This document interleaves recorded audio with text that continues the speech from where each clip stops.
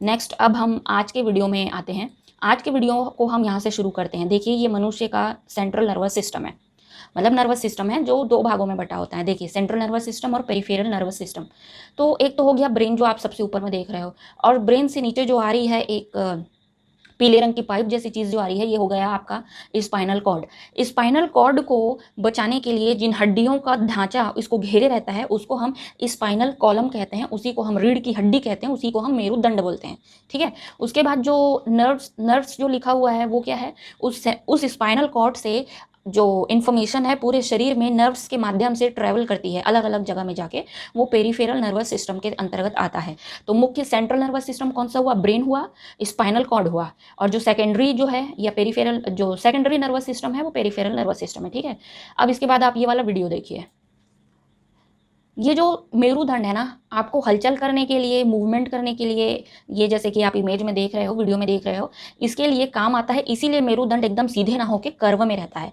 ये मेरुदंड छोटे छोटे अलग अलग बोन से मिलकर बना होता है, जिसको जो बोन की जो गिनती है वो 33 होती है। ठीक है, अब वो कौन से एरिया के कितने बोन होते हैं ये सब अलग अलग डिवाइड करके बताया जा रहा है। इसको भी आप देख लीजिए और देखने के साथ याद भी कर लीजिए। सर्विकल C1 से C7 ये बोन है, थॉरेटिक।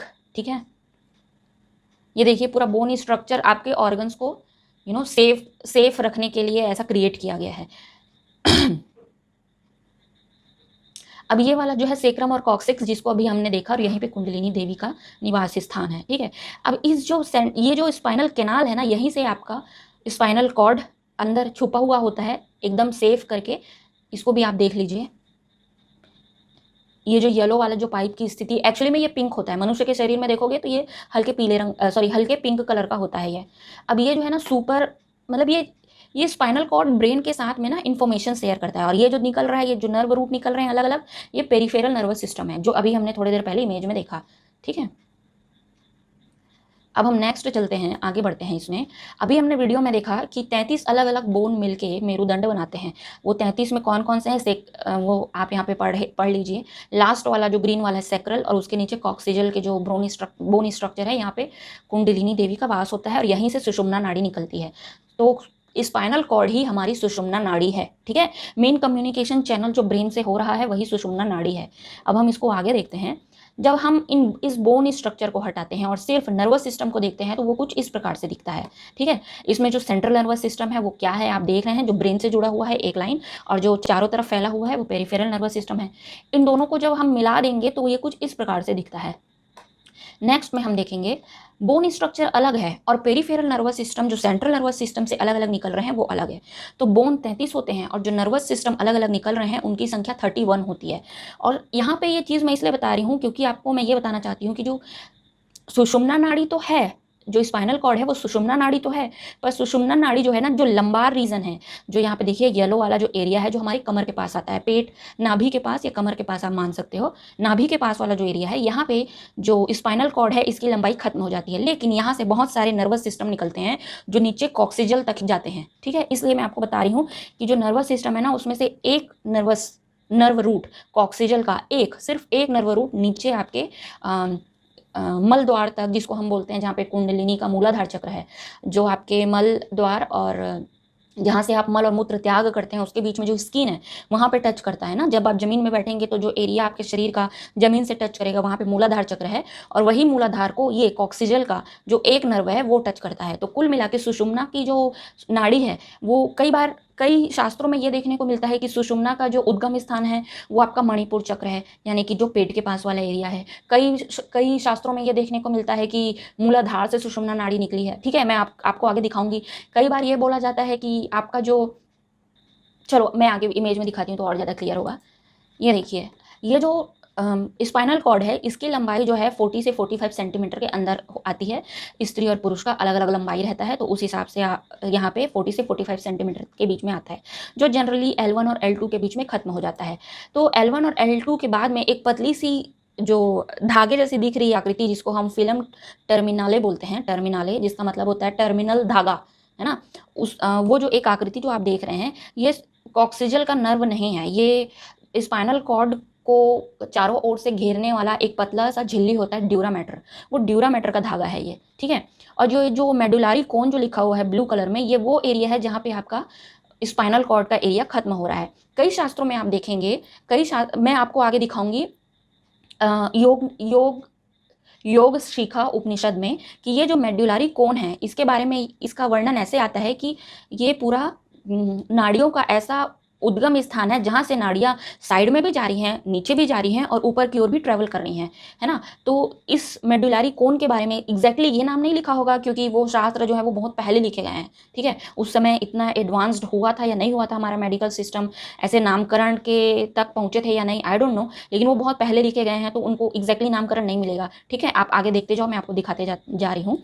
और देखिए, तो ये जो एक इस इमेज में देखिए जो एक धागा पतला सा है ना निकला हुआ है नीचे मेडुलरी कोन के नीचे, फिल्म टर्मिनाले जो लिखा हुआ है वो स्पाइनल कॉर्ड नहीं है, वो नर्व भी नहीं है, वो क्या है, स्पाइनल कॉर्ड को चारों ओर से एक पतली सी झिल्ली घेरे रहती है प्रोटेक्शन के लिए, ड्यूरा मैटर बोलते हैं उसको, ड्यूरा मैटर बोलते हैं, हाँ।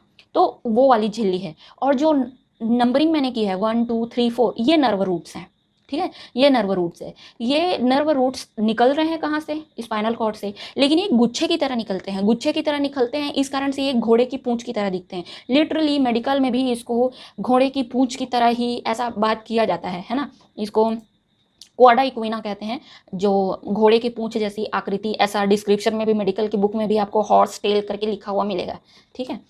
तो तो मैं आपको इन सारे इमेजेस से ये बताना चाहती हूँ कि जब आप किसी को सुनते हैं ना कि सुषुम्ना नाड़ी आपकी मूलाधार चक्र से निकल रही है, ठीक है, वो भी ठीक है। कोई जब बोलता है या कोई शास्त्र में आप पढ़ते हो कि सुषुम्ना नाड़ी आपके मणिपुर चक्र से निकल रही है, तो भी ठीक है, ठीक है। क्यों बोला जाता है, क्योंकि वो स्पाइनल कॉर्ड जो है पूरा L1 L2 के पास लंबार रीजन में, जो कि आपके नाभि के पास आता है जहाँ पे मणिपुर चक्र है, वहाँ से निकल रहा है, इसलिए बोला जाता है। किसी शास्त्र में आप ये देखोगे कि ये जो मणिपुर चक्र है ना, इसको एक सर्कल की तरह दिखाया गया है कि ये भवसागर है, ठीक है। तो उसका भी रीजन आपको समझ में आ रहा है, उसको भवसागर क्यों कहा जा रहा है, क्योंकि वहां पे स्पाइनल कॉर्ड खत्म हो रहा है और स्पाइनल कॉर्ड से चारों दिशाओं में नर्व रूट्स निकल रहे हैं, नीचे भी, ऊपर भी, साइड भी, ठीक है, इसलिए भी कहा जाता है।